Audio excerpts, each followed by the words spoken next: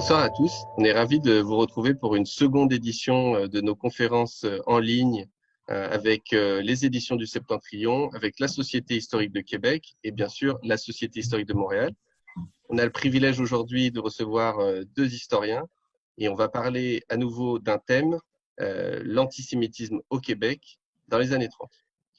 Donc aujourd'hui, comme la dernière fois, c'est Alex Tremblay-Lamarche qui travaille pour les éditions du Septentrion, mais qui est aussi président de la Société historique de Québec, qui va lancer les débats.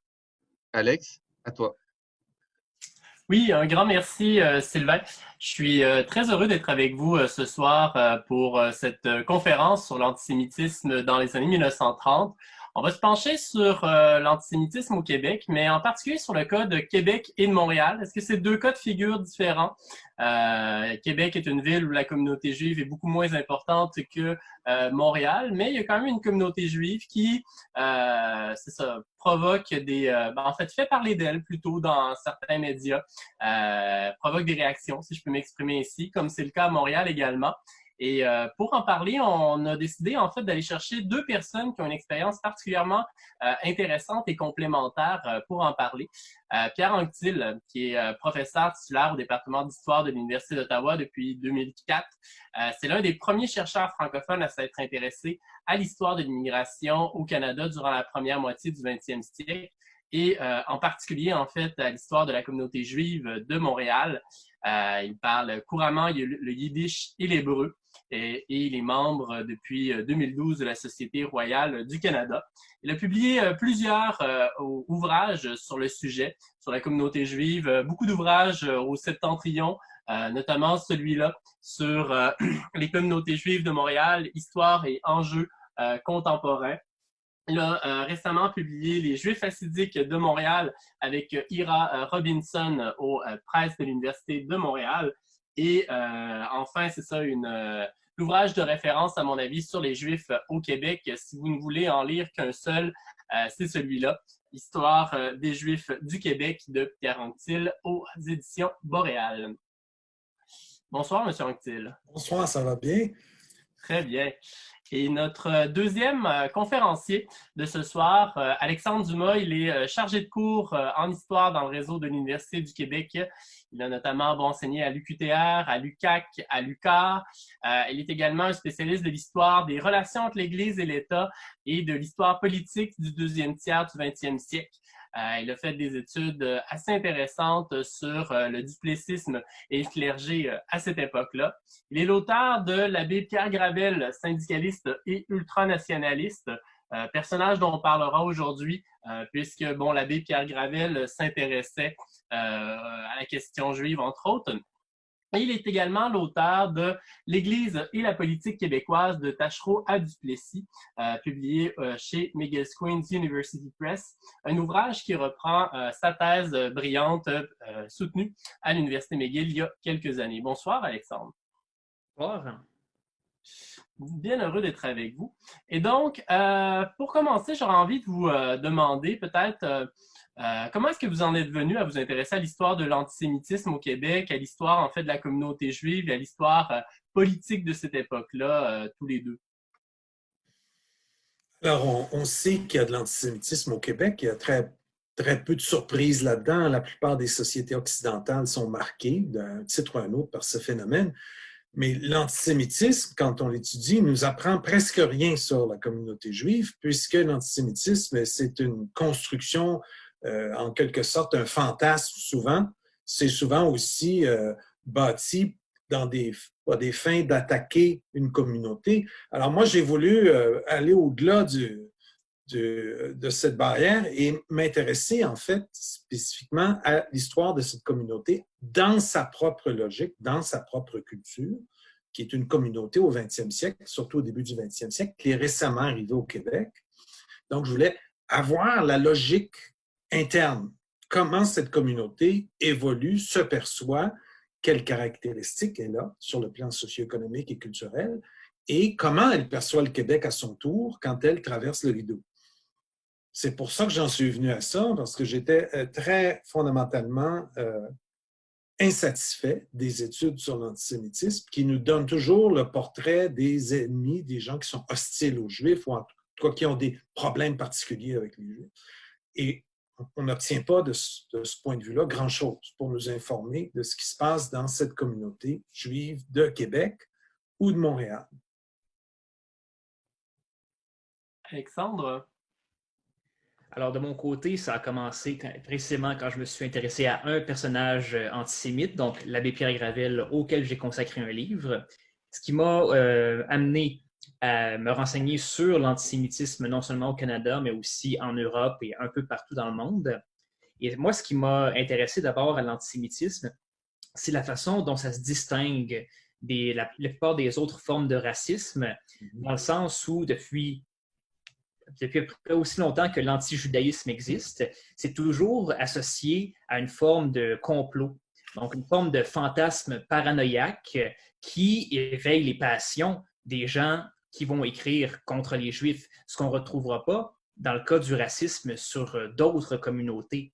Et ce qui est fascinant, c'est que même après qu'on ait la preuve que ces théories ne reposent sur absolument rien, il va toujours y avoir des gens très instruits, très intelligents, qui vont être là pour y croire et continuer à encourager ces idées paranoïaques. Donc, moi, c'est le phénomène qui m'a intéressé au départ, qui m'a amené à m'intéresser à l'antisémitisme. Et justement, puisqu'on parle de ces gens qui ont constamment en fait nourri l'antisémitisme, je me demandais quelles étaient les sources qui existent sur le sujet. Bon, peut-être des journaux, de la correspondance de ces personnes-là. Moi, je pense particulièrement à quelqu'un comme Adrien Arcan qui a nourri en fait l'antisémitisme au Québec. Mais c'est des sources également qui représentent des défis, notamment leurs billets, leur contextualisation. Et donc, qu'est-ce que vous pouvez nous en dire tous les deux?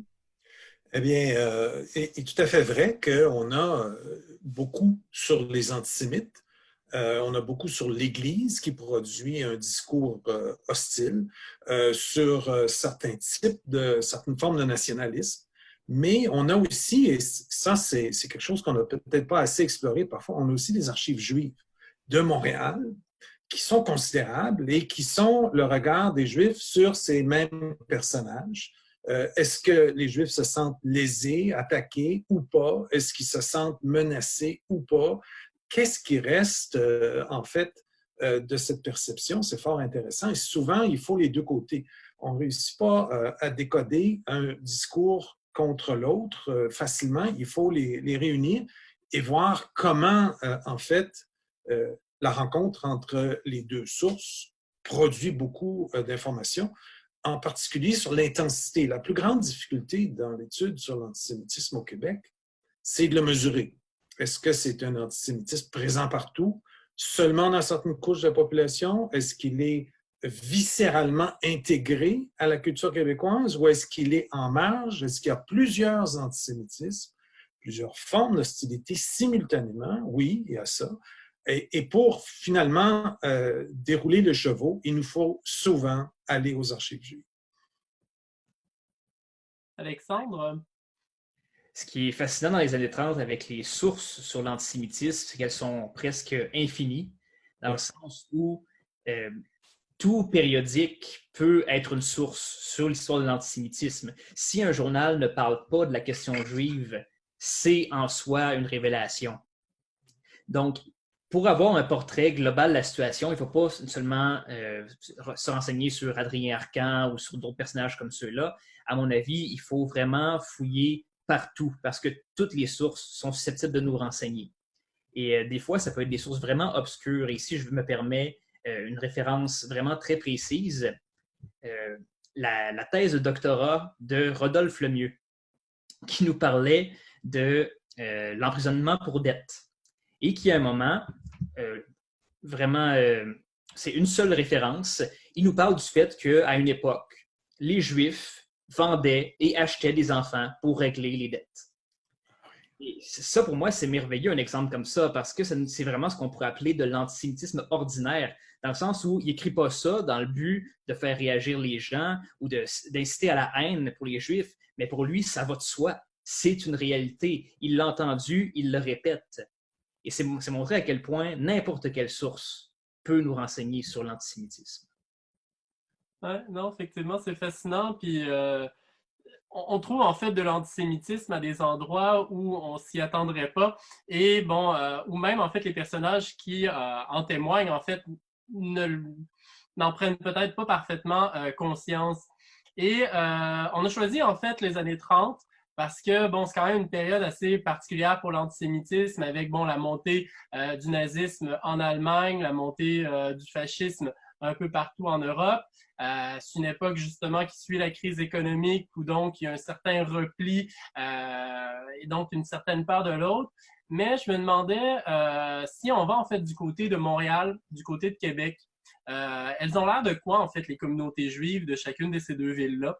Et est-ce qu'elles sont relativement bien intégrées? Elles vivent un peu plus de leur côté? Elles sont quand même assez différentes l'une de l'autre et donc je serais curieux de vous entendre sur cette question-là. C'est une très bonne question parce que si on prend l'année de référence 1931, c'est l'année du recensement fédéral, on voit le contraste très, très fort entre le judaïsme montréalais et celui qui est présent à Québec. 60 000 juifs à Montréal et environ 450, 500 à Québec. À Montréal, on a un prolétariat juif important de plusieurs milliers de personnes qui travaillent dans les usines de confection de vêtements, qui est syndicalisé. On a aussi des écoles littéraires, de la production artistique, et on a un leadership juif très organisé autour du Congrès, plusieurs publications, plusieurs dizaines de lieux de culte, beaucoup de variétés dans l'interprétation du judaïsme, et on a des origines très diverses. Quand on se tourne vers Québec, on voit le contraste. Il n'y a que des marchands à Québec.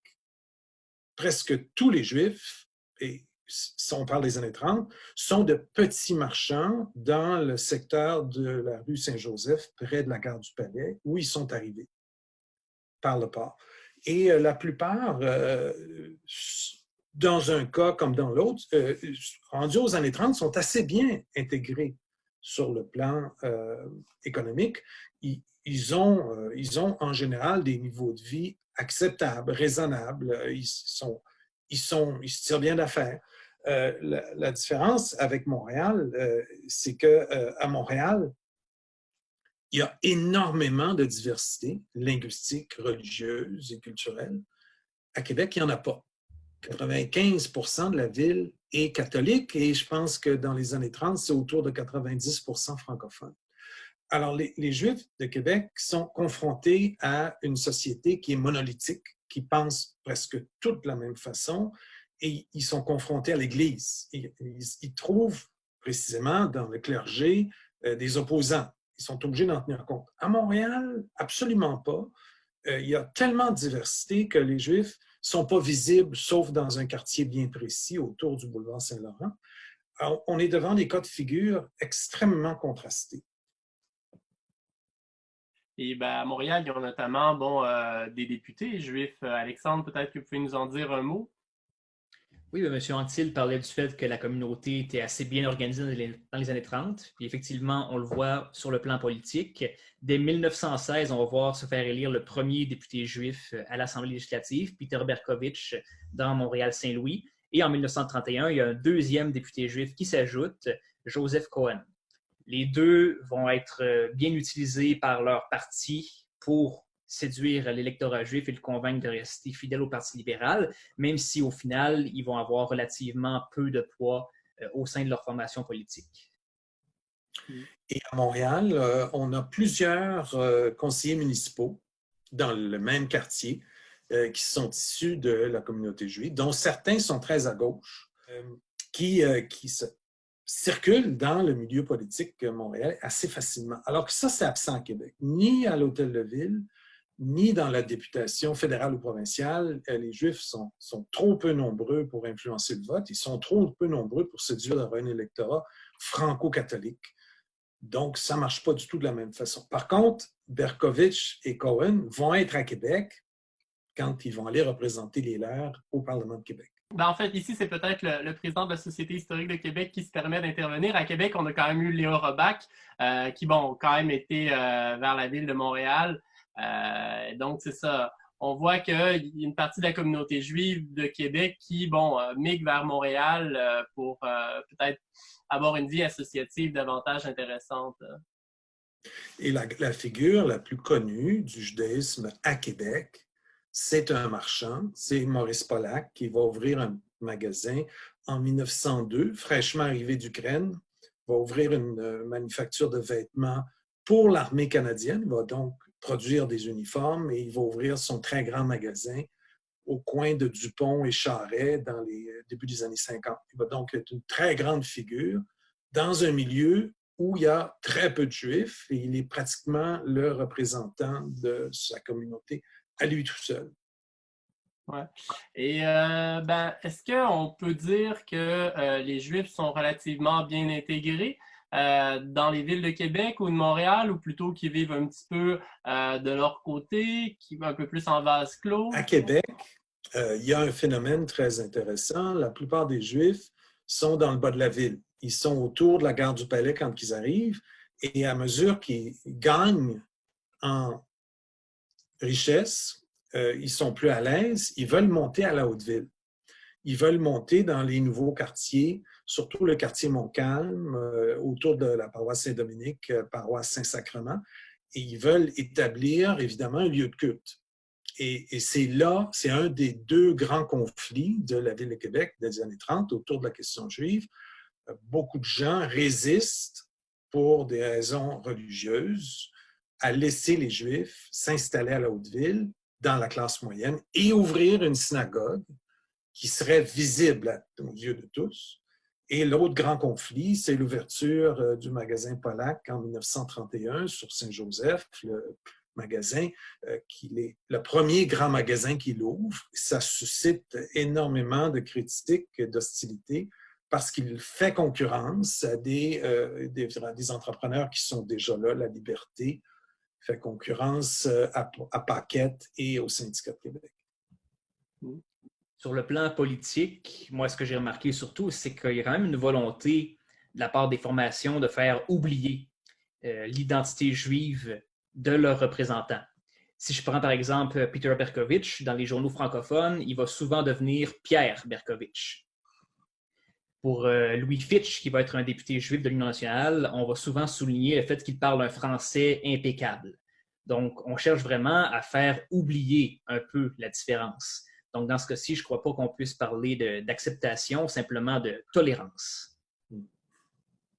Québec est une ville particulièrement marquée en fait par deux classes sociales différentes. D'une part, la Haute-Ville, davantage habitée par les élites, par les classes moyennes, et d'autre part, la basse-ville, tout comme à Montréal, avec les élites qui se déplacent vers l'ouest. Et il y a une autre question qui va être particulièrement d'actualité à cette époque-là, c'est la question des écoles juives. Les Juifs, en fait, veulent disposer de leurs propres écoles, mais ils veulent surtout, en fait, avoir le plein contrôle sur elles. On a des commissions scolaires catholiques d'une part, protestantes d'autre part, et les Juifs se retrouvent un petit peu coincés entre les deux. Donc, c'est ça, je serais curieux de vous entendre un petit peu tous les deux sur cette question-là et comment est-ce que, justement, ça se déploie dans les années 1930. Alors, c'est ça qui est intéressant dans les années 30. C'est une année de très grande visibilité, d'une décennie de très grande visibilité pour la communauté juive. La communauté juive est dans tous les grands débats, tous les grands enjeux de société. Et les Juifs représentent l'altérité radicale.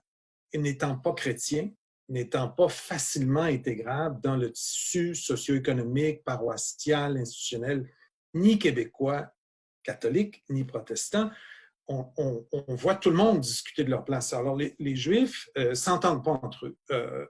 En 1903, on les intègre au réseau scolaire protestant et on les anglicise.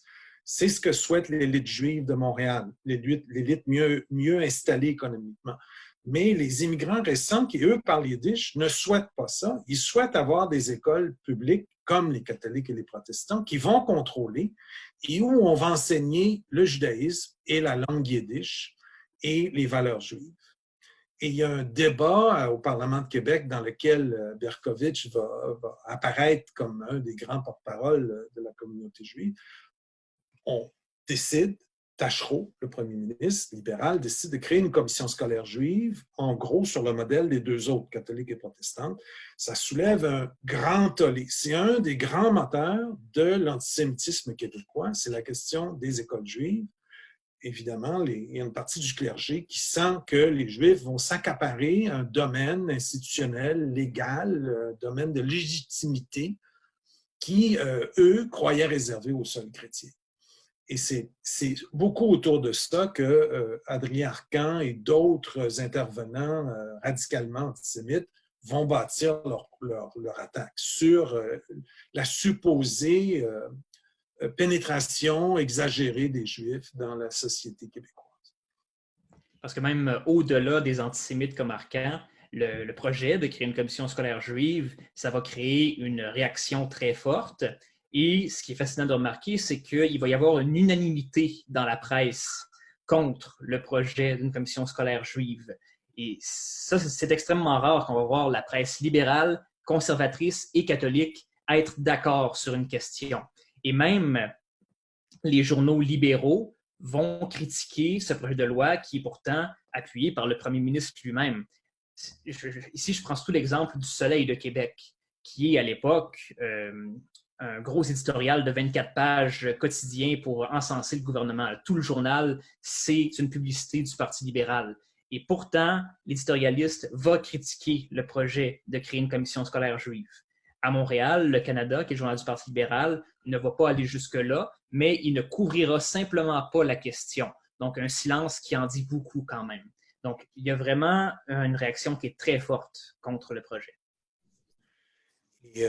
C'est un projet qui va aboutir à l'abolition d'une commission scolaire. Enfin, on va faire avorter le projet. En 1931, on retourne au statu quo, c'est-à-dire tous les Juifs sont à l'école protestante anglophone, et c'est vrai à Québec aussi. Le high school sur Belvedere, d'ailleurs, qui va être financé en partie par des dons de Pollack, va accueillir l'ensemble des Juifs de la ville de Québec.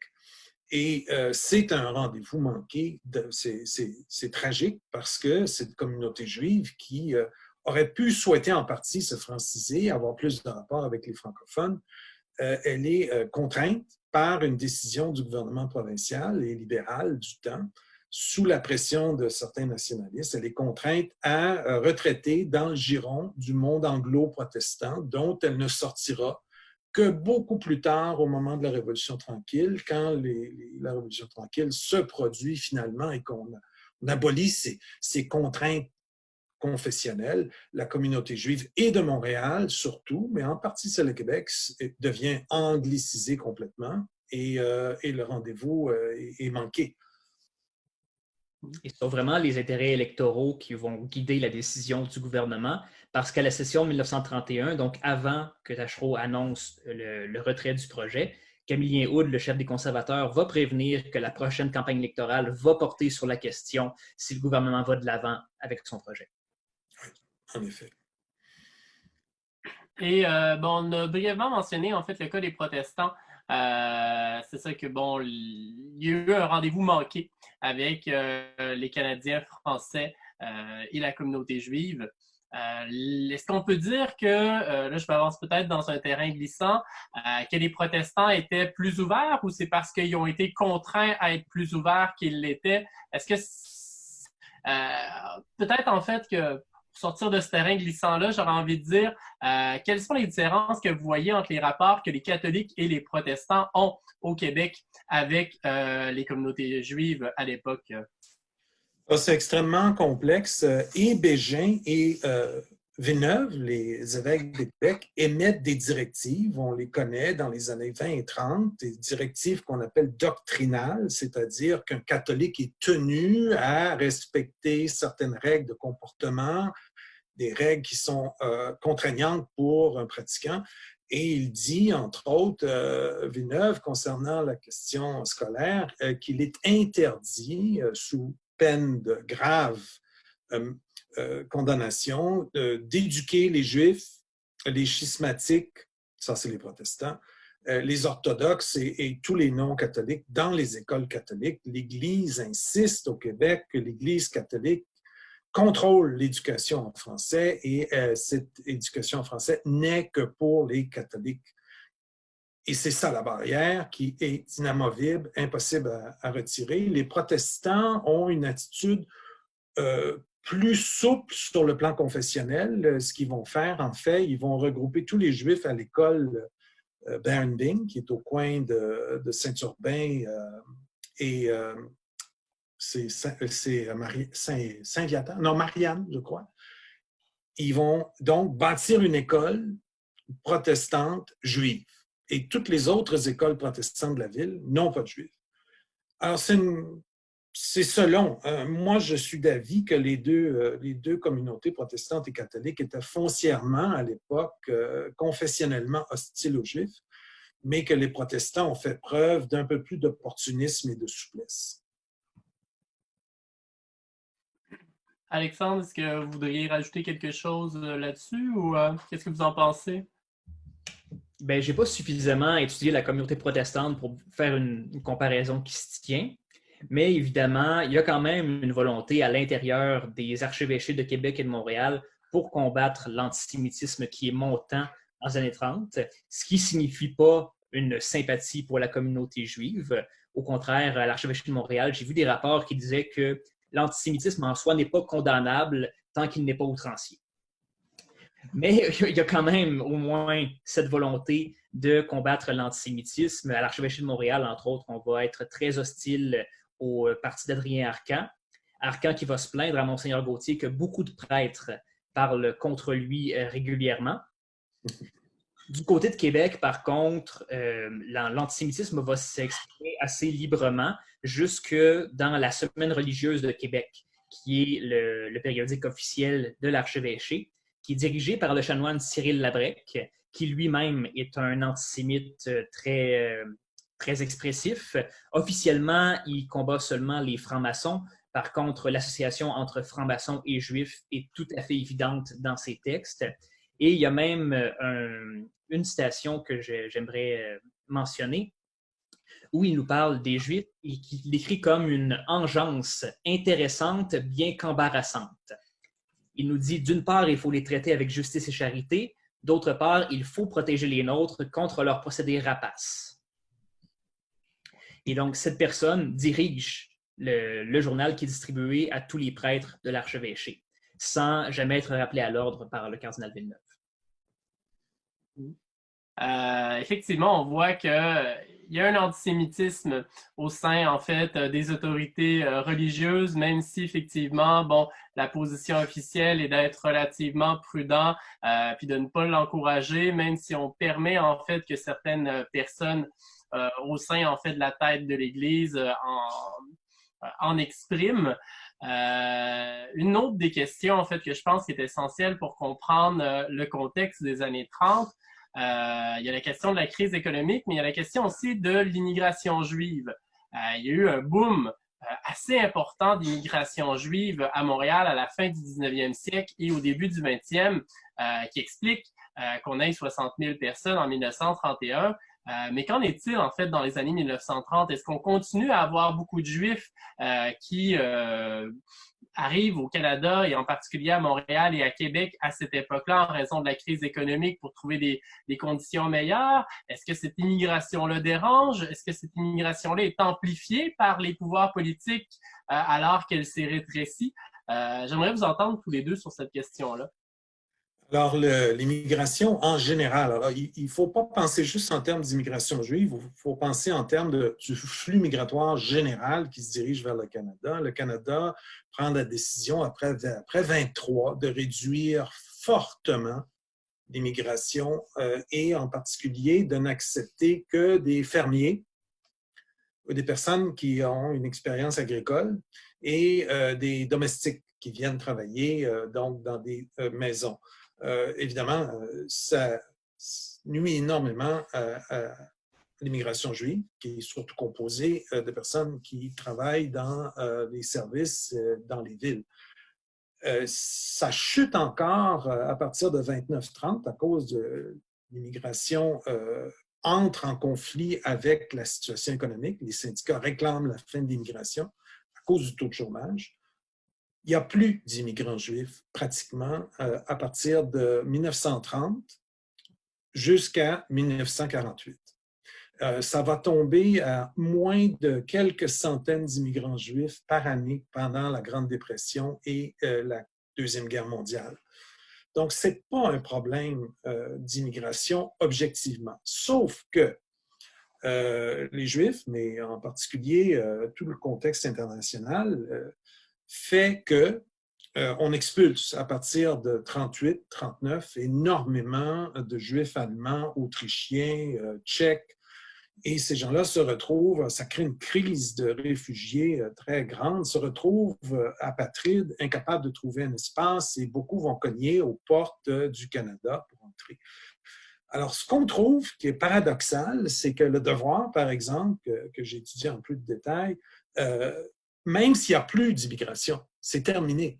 Le devoir continue de s'opposer avec beaucoup de virulence à l'immigration juive en prétendant que les Juifs sont inassimilables, entrent en concurrence avec les Canadiens français, ne sont pas des chrétiens. En fait, ce qu'on craint, c'est que le flot des Juifs allemands entre au Québec et en fait, aggrave la situation de chômage et surtout fasse grossir une communauté qui est perçue comme étant non légitime dans le cadre du Canada français catholique. C'est qu'à chaque fois qu'on est témoin d'un événement antisémite important en Allemagne, dès le moment où Hitler devient le chancelier, à chaque fois que les Juifs sont visés par une loi ou par une émeute, un événement quelconque, aussitôt on remarque qu'il y a une peur de voir une vague d'immigration juive qui vient d'Allemagne et, pour employer les termes qu'on emploie à l'époque, donc qui viendrait envahir le Canada. Et à ce moment-là, même si le gouvernement fédéral ne manifeste aucun intérêt à accueillir ces Juifs qui viennent d'Europe, il y a toujours la crainte que, effectivement, les Juifs immigrent en masse. Et autant dans la presse, pas seulement dans le devoir, on va voir cette crainte-là dire qu'il faut s'affirmer, il faut prévenir le gouvernement que dans un contexte de crise économique, ce ne serait pas acceptable de venir en aide à ces Juifs-là. C'est intéressant parce qu'on voit qu'au final, toute la question de l'immigration est plus une question de perception qu'une question en fait de réelle immigration et une question en fait de crainte de l'immigration avec bon la montée du nazisme et bon les afflux de réfugiés que ça pourrait causer. Ce qui m'amène à vous poser des questions sur la perception qu'ont les Canadiens français des Juifs. Puisque qui dit antisémitisme dit en grande partie une question de perception. Et donc, on en a parlé un petit peu jusqu'à maintenant, mais dans un premier temps, j'aurais envie de vous entendre sur le cas des autorités religieuses. On l'a un petit peu mentionné, mais bon, quelles sont les différences qu'il y a entre les membres du clergé, un abbé Pierre Gravel, par exemple, pour Alexandre Dumas, et bon, les positions plus officielles des évêques, comme on l'a mentionné tout à l'heure. Et donc, je serais curieux de vous entendre sur cette question-là. Comment les autorités religieuses perçoivent-elles les Juifs? Et bon, ben, quelles sont les différences qui existent au sein des différents membres du clergé et des différents paliers, en fait, dans l'échelle de ce côté-là? Ce qu'on réalise, c'est que l'Église n'est pas unanime. Là, je parle de l'Église québécoise, canadienne, française, catholique. Il y a dans l'Action catholique, alors on parle beaucoup, Alexandre et moi, des journaux, parce que c'est souvent dans les journaux qu'on trouve les preuves et qu'on comprend mieux ces mouvements. J'ai fait une étude de l'Action catholique dans les années 30, plus de 2000 textes, et on trouve qu'il y a des courants de pensée au sein de l'Église qui s'opposent. Il y a un courant de pensée représenté par l'abbé Laverne, qui est curé à Notre-Dame-de-Grâce à Québec, dans le bas de la ville, qui est extrêmement hostile aux Juifs, qui les décrit comme diaboliques, complotistes, ennemis de l'Église, porteurs du mal. Et on trouve un autre courant, au même moment, dans le même journal, qui s'affirme de plus en plus, qui est plus récent, c'est celui de l'abbé Labrec, Cyril Labrec, mentionné Alexandre tout à l'heure, qui est un courant, je dirais, qui tend à modérer la position de l'Église et à faire comprendre que fondamentalement, il est inacceptable d'attaquer des Juifs, de les violenter, de nuire à leur réputation qui, en général, mérite la charité chrétienne. Et l'arrière-fond de ça, l'arrière-plan, c'est l'espoir qu'ils vont se convertir. Alors, on ne convertit pas facilement des personnes en les attaquant, en les insultant. Et le tournant de ça, j'ai trouvé dans l'Action catholique, c'est l'arrivée au pouvoir d'Hitler en 1933 et le début des persécutions.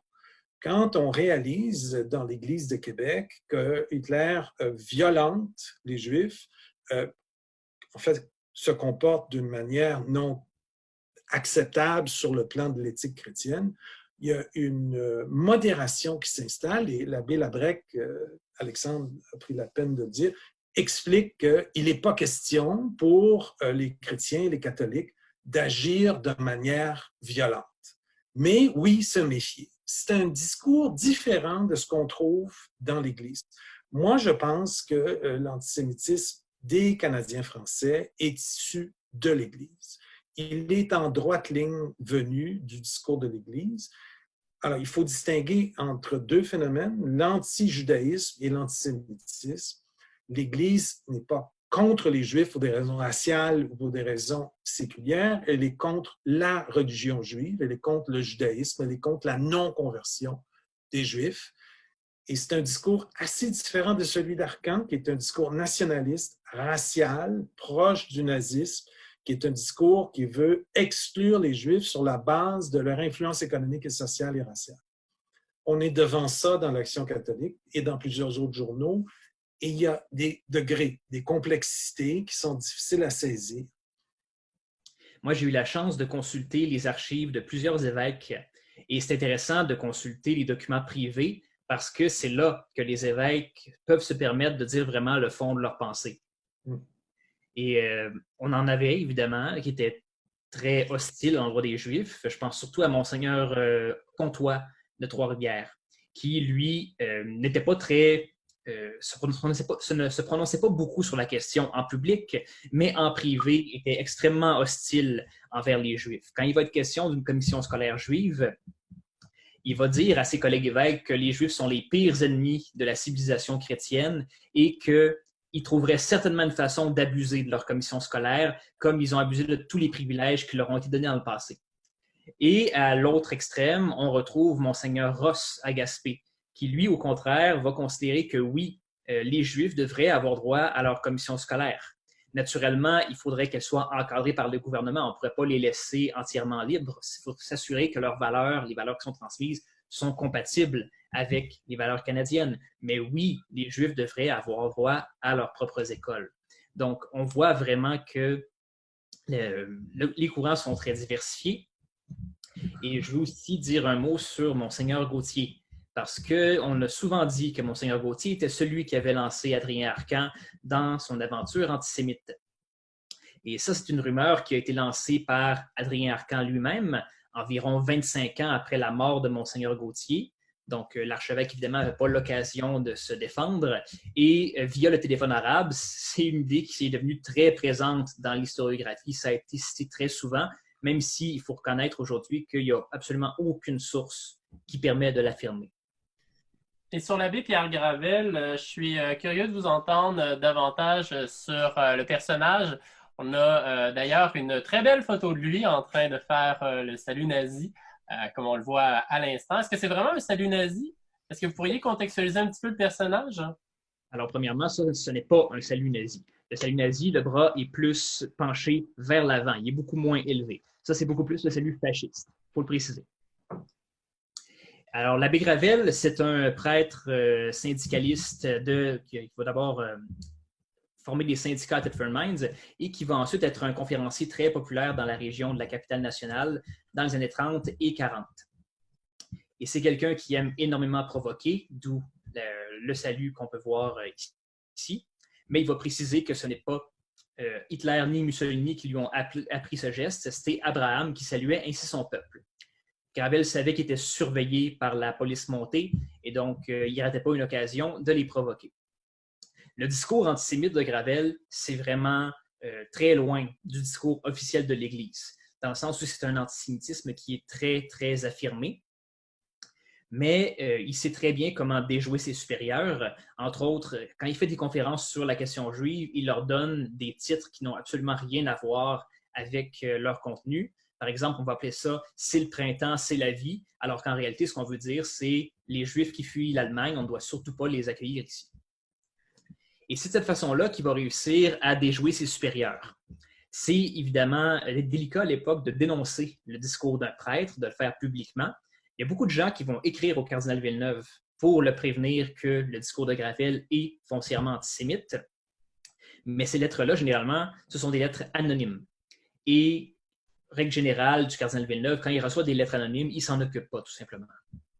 Donc, ce qui va permettre à Gravel de sévir pendant longtemps et de s'exprimer régulièrement contre les Juifs, même pendant la Seconde Guerre mondiale et même après. Et si on regarde maintenant du côté peut-être qu'on va au-dessus des évêques, si on va du côté du pape, le pape a une position dans les années 30 sur les Juifs. Quelle est-elle et comment est-ce qu'elle est accueillie ici? Est-ce qu'elle est suivie? Puis également, je serais curieux d'entendre les positions du pape sur le nazisme.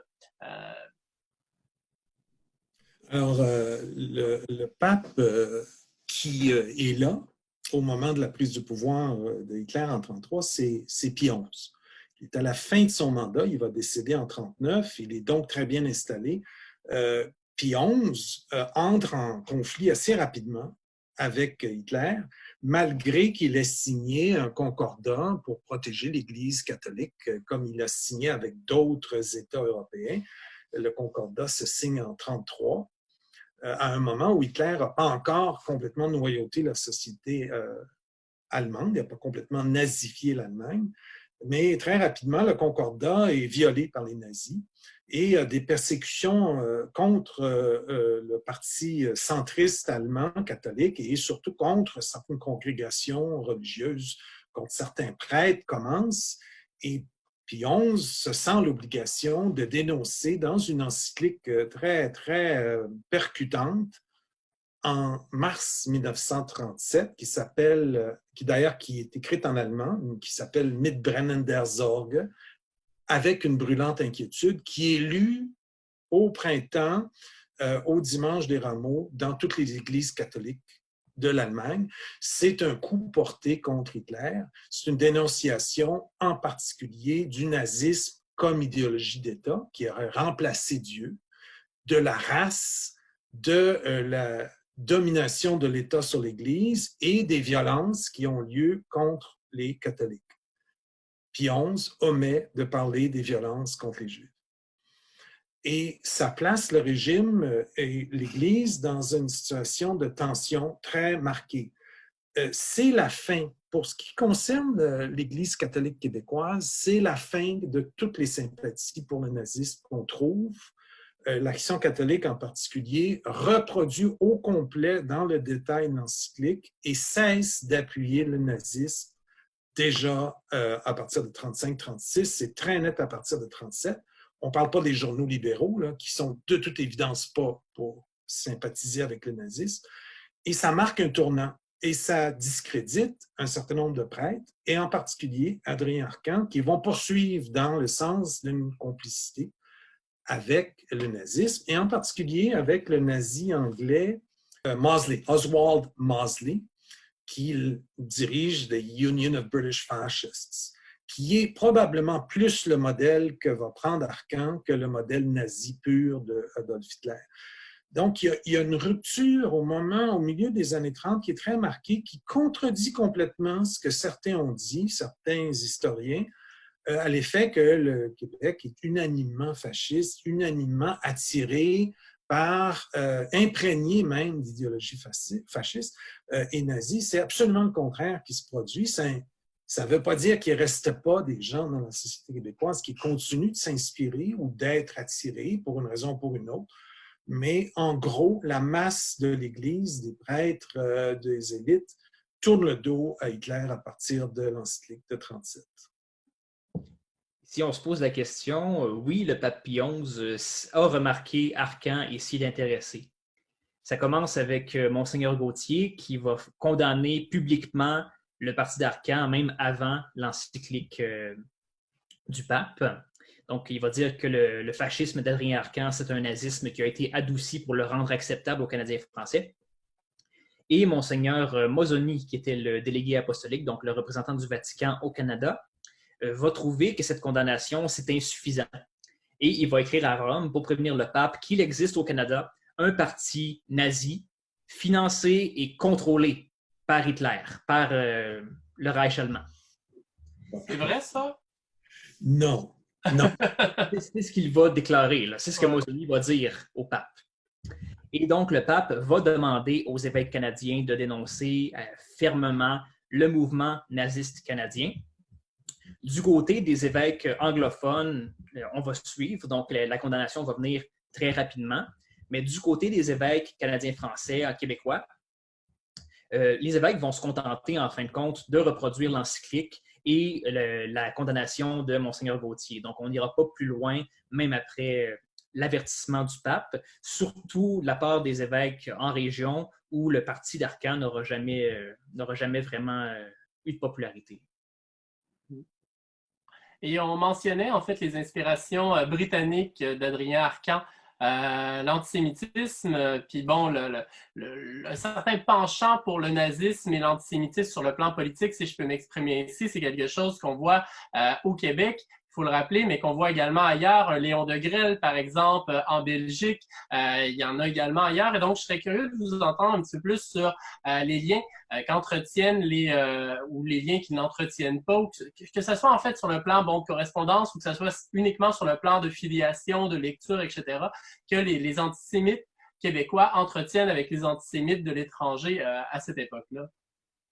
Alors, on pense de plus en plus, quand on étudie Arcan, en fait, Arcan est l'instrument d'un mouvement qui s'appelle le Parti conservateur, à la fois provincial et fédéral, qui va se servir d'Arcan, va financer ses journaux, surtout au début des années 30, pour, en fait, attaquer et les Juifs et les libéraux. Et le Parti libéral, particulièrement le parti de Taschereau, le Parti libéral québécois, qui va aller en élection encore très bientôt, au moment où Arcan arrive sur la scène, est la cible principale des journaux d'Arcan, qui sont, dans ce sens-là, accessoirement antisémites. On essaie, au départ, de faire une association entre le Parti libéral et les Juifs et l'influence juive pour discréditer Taschereau. Ça ne fonctionnera pas. Et Bennett va jouer le même rôle aussi, il va jouer le même jeu au Québec. Et Hood aussi. Alors, c'est complexe. On n'est pas toujours sûr qu'Arcan est sincèrement un fasciste ou un nazi, ou s'il n'est pas simplement un opportuniste qui se vêtit des symboles du nazisme, la croix gammée et autres, pour attirer de l'attention, pour se mousser lui-même et puis pour donc obtenir du financement politique de la part de la droite canadienne. Évidemment, passé un certain point, ça va fonctionner de moins en moins bien. Et il va faire cavalier seul et il va tenter de bâtir un parti. Mais Arcan, c'est un chef de parti sans membres. Il y a très peu de gens qui suivent. Il y a très peu de gens qui se sont joints. Les estimations du Congrès juif canadien qui doivent être prises au sérieux parce qu'ils sont particulièrement concernés, c'est autour de quelques centaines, quelques milliers, et c'est tout. Et ça, on parle de sympathisants plus que de membres inscrits. Quand Arcan parle, il réunit des foules, souvent dans les sous-sols d'église ou dans des marchés municipaux, mais en général, il ne réussit pas à obtenir du financement suffisamment pour être autonome du Parti conservateur et de d'autres sources. Oui, c'est vrai qu'Arcan fait cavalier seul dans sa forme d'hostilité envers les Juifs, entre autres. Pour ce qui est des membres du parti, de mémoire, Hugues Théoret estimait à environ 900 membres du PNSC là, au sommet de sa gloire. Mais c'est surtout dans la forme et les inspirations de son antisémitisme que Arcan s'isole. Parce que pour les antisémites, autant religieux que laïque. On a évidemment l'abbé Ravel à Québec, l'abbé Labrec, je pourrais penser aussi à Anatole Vanier à Montréal, Georges Pelletier, l'abbé Georges Panton à Trois-Rivières. Les inspirations sont principalement françaises. On lit beaucoup l'Action française de Paris et c'est là-dedans surtout qu'on va puiser notre inspiration. Alors, Arcan, qui lui s'inspire de Mosley en Angleterre et d'Hitler en Allemagne, a vraiment des inspirations complètement différentes et ça explique peut-être qu'il soit aussi peu populaire dans le milieu. Et on parlait justement des journaux tout à l'heure. Est-ce que vous avez noté une différence entre les journaux de Québec et les journaux de Montréal quant à la façon dont ils traitent la question juive à cette époque? Oui, l'Action catholique s'intéresse beaucoup au commerce de Polac, s'intéresse beaucoup à l'ampleur que prennent les quelques marchands juifs du boulevard Charest ou de la rue Saint-Joseph, si vous préférez. Et ça devient, comme pour la synagogue, un enjeu qui se développe, qui est repris systématiquement, particulièrement par Jules Dorion, l'éditorialiste en chef, le directeur du Devoir, qui en 32, à la fin 32, quand voyant que les Juifs veulent bâtir une synagogue à la Haute-Ville, écrit un éditorial absolument hostile, extrêmement pointu pour dénoncer, et c'est très intéressant, dénoncer non seulement le commerce juif, mais la marchandise juive. Et la marchandise juive, c'est le cinéma, c'est la modernité, c'est certains types de vêtements pour les femmes. C'est toute une approche. Alors, on voit que le marchand juif cristallise ce qui est menaçant pour l'Église. La perte de contrôle, la perte des consciences, l'ouverture sur le monde nord-américain, sur des influences beaucoup plus vastes. Et ça, c'est typique à Québec. À Montréal, on n'a pas ce type de discours. Si on s'oppose aux Juifs à Montréal, c'est plus relativement à l'immigration allemande venue d'Allemagne. On n'a pas grand-chose à dire parce que la ville, fondamentalement, à Montréal, est dominée par les anglo-protestants, par des très grands magasins canadiens-anglais comme Eaton's, par exemple, et que les Juifs, ils jouent, tout le monde a compris que les Juifs jouent un rôle mineur dans l'économie de Montréal, surtout comme prolétariat ou comme petits marchands. Il n'y a pas du tout. Mais à Québec, il y a cette notion fantasmatique, il y a cette espèce de projection que les Juifs sont en train de contrôler tout le commerce sur la rue Saint-Joseph, qui vont dominer la ville. Et on trouve ça littéralement écrit mot en mot dans les éditorialistes de l'Action catholique pensent que les Juifs sont devenus les maîtres de la ville de Québec, tellement ils ont pris de place. Ils sont pas capables d'entrer dans la réalité, ils ne sont pas capables de mesurer, de compter, de comprendre ce que c'est que la présence juive dans leur propre ville.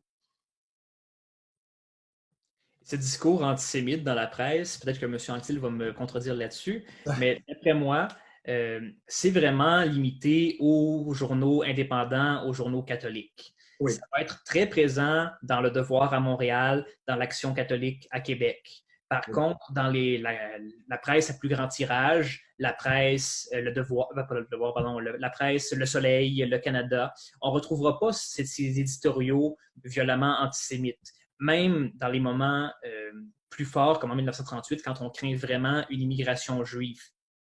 Il faut dire que ce sont des journaux qui sont associés à un parti politique et ces partis ne voient pas d'intérêt à faire monter la vague antisémite. C'est peut-être la raison pour laquelle les éditorialistes vont être plus discrets sur ce plan-là.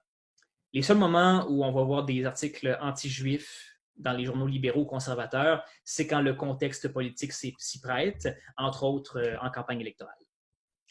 Ouais, d'ailleurs, en fait, vous nous avez proposé une page couverture de l'autorité. Les Juifs seront-ils fascistes?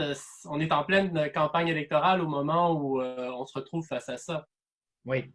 En fait, l'histoire, c'est on avait Louis Fitch, qui était candidat pour l'Union nationale à une élection partielle en 1938, contre un candidat canadien-français libéral, Raoul Trépanier, dans le comté de Montréal-Saint-Louis, donc qui a été représenté par Peter Berkovitch pendant 22 ans. Et le journal L'Illustration Nouvelle, qui est un journal sympathique à l'Union nationale et qui est dirigé par Adrien Arcan, va appuyer la campagne de Louis Fitch. Donc, ironie suprême, on va voir Arcan qui va appuyer un candidat juif contre un candidat canadien-français. Ce qui va faire dire justement à l'autorité, les Juifs de Montréal seront-ils fascistes? Dans le sens où on a peur que les Juifs soient solidaires de Louis Fitch qui se présente pour l'Union nationale. L'autorité, c'est un journal de combat qui est très catégorique. Et donc, pour lui, Duplessis est un fasciste. Donc, c'est dire qu'on a peur que les Juifs deviennent solidaires du jour au lendemain d'Adrien Arcan au nom de la solidarité raciale, entre guillemets. Quand même paradoxal. Et d'ailleurs, on voit en fait sur la une la petite caricature en fait du chien Arcan. C'est assez parlant. Et si on retourne du côté de Québec, M. Anctil, vous avez mentionné en fait le cas de Polack tout à l'heure. Vous avez mentionné en fait cette crainte qu'on a en fait que la ville soit dominée par le grand capital juif et que la rue Saint-Joseph soit en entier contrôlée par les Juifs. Alors que bon, les grands magasins qu'on a, oui, effectivement, il y a Polack, mais il y a aussi le syndicat canadien-français, Paquette canadien-français, La Liberté canadien-français. Et bon, ça, c'est les plus célèbres parce que bon, les plus petits sont aussi en grande partie canadiens-français. Parlez-nous un petit peu, en fait, du cas de Polack à Québec. Les gens de Québec le connaissent en fait quand même assez bien parce que bon, il y a un pavillon de l'Université Laval qui porte son nom, qui est quand même assez important, qui a laissé une place aussi, un héritage en fait dans la ville avec les nombreux dons qu'il a faits. Mais à son époque, en fait, il va susciter en fait, une haine en fait viscérale d'une partie de la population qui craint en fait le grand marchand Polack démoniaque. Alors, on voit le magasin Polack là, à l'écran. C'est le magasin qui a ouvert en 1931 au coin de Dupont et Saint-Joseph. On voit l'étoile de David sur la grille au-dessus de la porte. On voit son nom. La photo est ultérieure. La photo date des années 60. C'est pour ça qu'on voit les monuments de glace du Carnaval de Québec. Mais Polack, donc, ouvre ce magasin en 1931 et évidemment, ça fait plusieurs mois ou sinon des années qu'il y pense. Il ouvre le magasin dans un contexte économique défavorable, qui est la grande crise économique qui commence en 1931. Tous les commerces souffrent. Alors, ses concurrents, certains de ses concurrents n'hésitent pas à utiliser cette appellation de magasin juif et de commerçants juifs pour nuire à Polack. Et une des choses qu'on découvre tout à coup, Polack met de l'annonce dans l'Action catholique. L'Action catholique s'accommode très bien de la publicité de Polack et ça dure 1 an. Ça cesse tout à coup. Et moi, j'avais un problème. Je voulais savoir pourquoi on cessait d'annoncer Polack dans l'Action catholique, qui est quand même sous le contrôle du diocèse en grande partie. C'est à cause de la question de la synagogue. Quand les Juifs veulent construire une synagogue à la Haute-Ville, il y a une panique qui s'installe dans les milieux catholiques. On pense que la synagogue va faire concurrence aux paroisses et va ruiner les paroisses de la Haute-Ville, la paroisse Saint-Dominique, Saint-Cœur-de-Marie, la paroisse Notre-Dame-du-Chemin, Saint-Sacrement. Et c'est là que Dorion devient virulent, fait cesser la publicité, qui continue dans le soleil quand même, et part à la chasse aux marchands juifs, avec la complicité d'une partie du clergé et d'une partie des marchands canadiens-français. J'ai fait un travail assez détaillé dans l'annuaire Marcotte de la Ville de Québec pour l'année 1941 et j'ai trouvé qu'il y avait dans la Ville de Québec 60 petits marchands en gros, presque tous dans le vêtement, presque tous sur Saint-Joseph, qui employaient presque personne. Le seul marchand visible, c'était Polack. Et dans toute la ville, en 1941, il y avait seulement 2 professionnels d'origine juive, 2 avocats, dont le Louis Lazarovitch. Alors, quand on regarde les faits, puis qu'on fait une étude de fond, on découvre que c'est parfaitement mythique et imaginaire, cette notion que les Juifs avaient contrôlé le commerce. Quand on regarde ça de près, non, pas du tout. Sauf qu'il y en a un qui se démarque, et là, on tire sur lui. Et Polack ne peut plus mettre d'annonce dans l'Action catholique pendant une longue période, mais il continue dans le soleil. Alors C'est ça, le paradoxe, c'est que cette poussée d'antisémitisme fait que la société québécoise de la Ville de Québec se divise en deux. Les libéraux continuent d'être indifférents à l'antisémitisme, le Soleil n'en tient pas compte, et l'Action catholique durcit ses positions comme, en fait, l'Église va durcir ses positions souvent. Et ben, la synagogue, en fait, juste avant qu'on conclue sur bon, le déclenchement de la Seconde Guerre mondiale, elle est toujours visible aujourd'hui dans la Ville de Québec, même si elle a changé de fonction. Oui, on la voit là au moment de son inauguration vers 1950. Vous voyez les lettres hébraïques sur la devanture. Bais Shalom, Bais Israël Ohev Shalom. Et donc, la maison d'Israël, la tente de la paix. Et elle est en place jusqu'à la fin des années 70, quand elle devient le périscope. La communauté juive diminue trop en nombre, ils ne peuvent plus soutenir la synagogue. Elle devient un lieu de théâtre. Ouais, au coin de la rue Crémazie et Salaberry. Salaberry, oui, pour les gens de la Ville de Québec.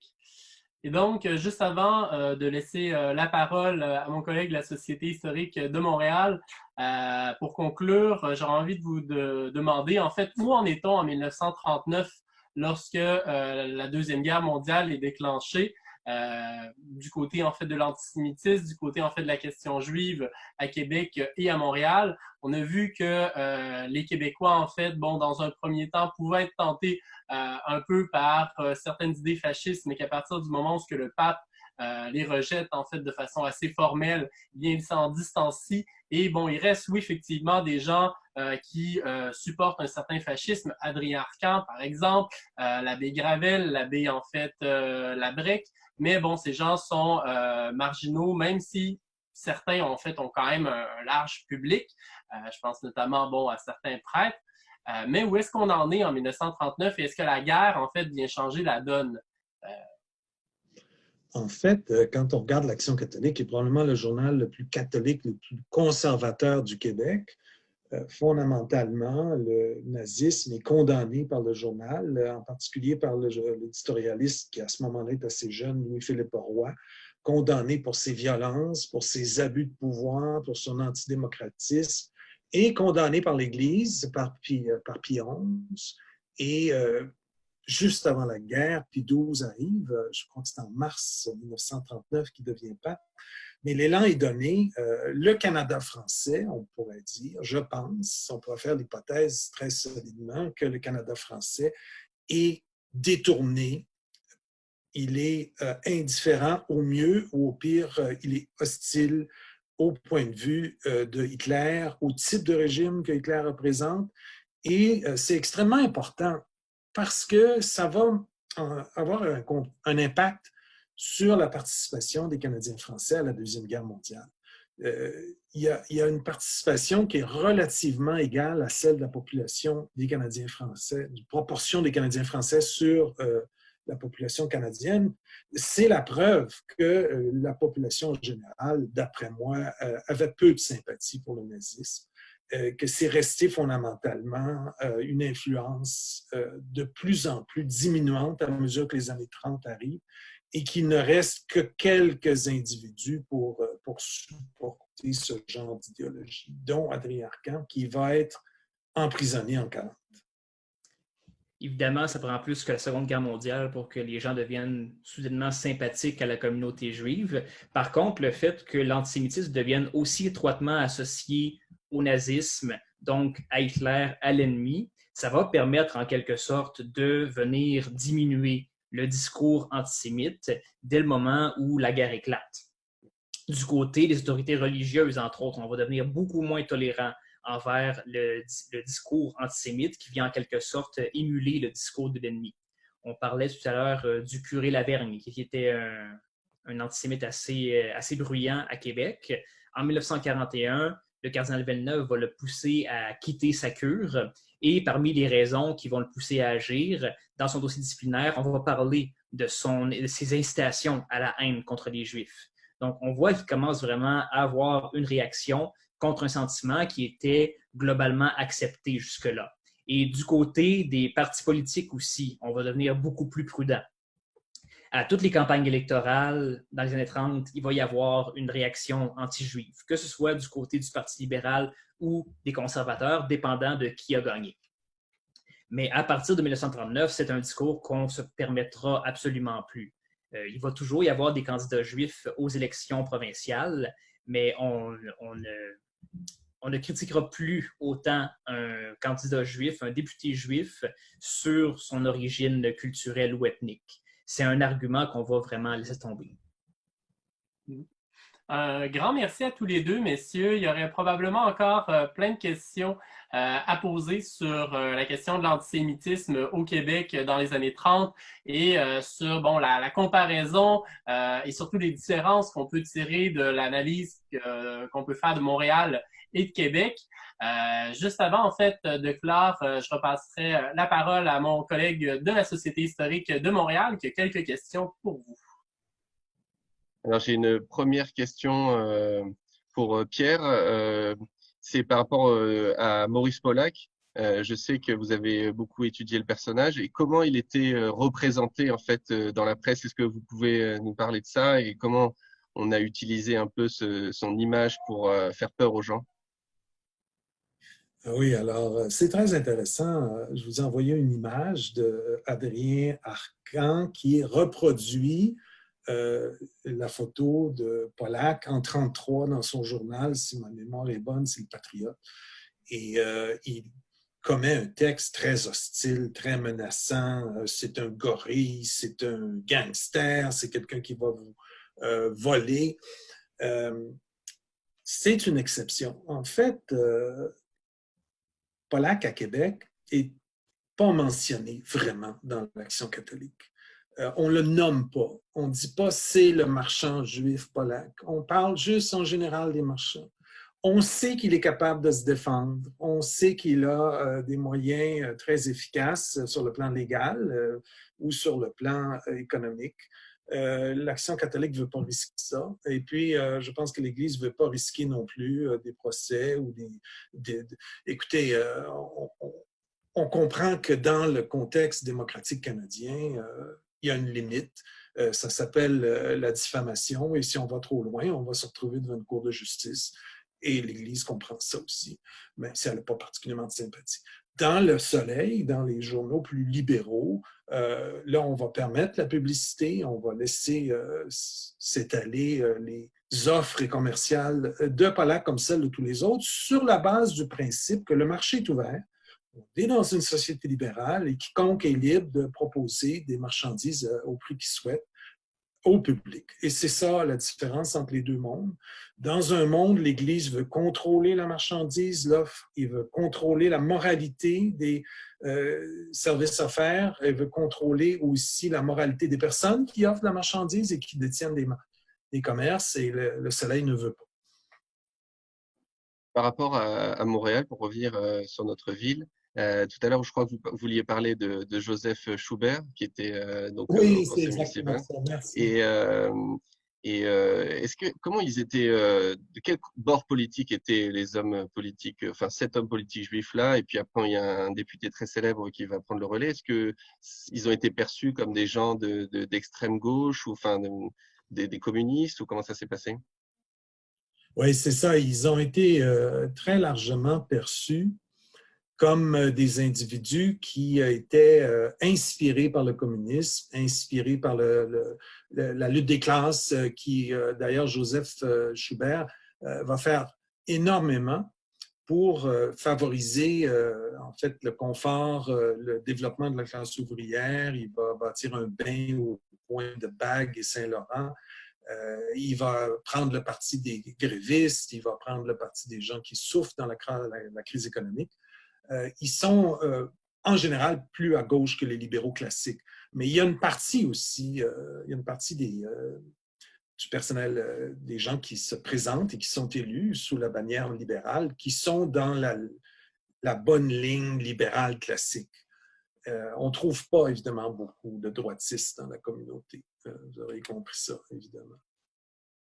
Alors pour Alexandre, j'aurais aimé savoir comment l'abbé Gravel a perçu Pétain et puis son discours en France et les lois anti-juives françaises. Alors, Gravel va avoir le même discours que beaucoup de Canadiens français sur la question et même que beaucoup de Français, je crois. C'est-à-dire que pour tout ce qui est des lois anti-juives, des exceptions contre les Juifs, on va souvent s'imaginer que c'est une invention de la propagande pour venir discréditer le maréchal. Gravel va être sympathique à Pétain jusqu'à bien après sa mort, parce que justement convaincu que tous les reproches qu'on pouvait lui adresser, c'était des inventions, des fabulations des socialistes, des communistes et des ennemis de la vraie France. Donc, Pétain va garder une certaine popularité même après la fin de la guerre, chez Gravel et aussi chez ses alliés. Alors, en lien, merci pour cette précision. Et en lien avec votre ouvrage sur Duplessis, alors justement, qu'est-ce que Duplessis pense de tout ça, pense des Juifs en particulier? Pour Duplessis, la question juive, c'est comme beaucoup de questions. C'est comme la question de l'électricité, c'est comme la question du vote des femmes. C'est une question politique et il vérifie qu'est-ce que ça peut lui rapporter sur le plan électoral. Donc, en 1938, les libéraux décident de présenter un Canadien français à la place de Peter Berkovitch. Duplessis va présenter un Juif comme candidat et il va se présenter comme l'ami des Juifs. Il va dire aux Juifs, donnez-vous un représentant avec qui je peux travailler et ça va fonctionner. Mais à partir de la Seconde Guerre mondiale, là, les Juifs vont se ranger presque unanimement du côté du Parti libéral et à partir de ce moment-là, Duplessis va perdre tout intérêt pour la question juive. Pour lui, ce sera même plus une question à se poser. Les Juifs sont du mauvais côté, donc ils ne méritent pas qu'on s'intéresse à eux. Mais Duplessis, comme tel, n'a pas de position tranchée sur la question. Ce n'est pas un pro-juif, ce n'est pas un antisémite, c'est un politicien. Merci à tous les deux pour ces paroles très intéressantes. Et je laisse maintenant tous les auditeurs, les membres de nos sociétés ou tous ceux qui le souhaitent vous poser des questions. On a beaucoup d'intérêt de ce côté-là.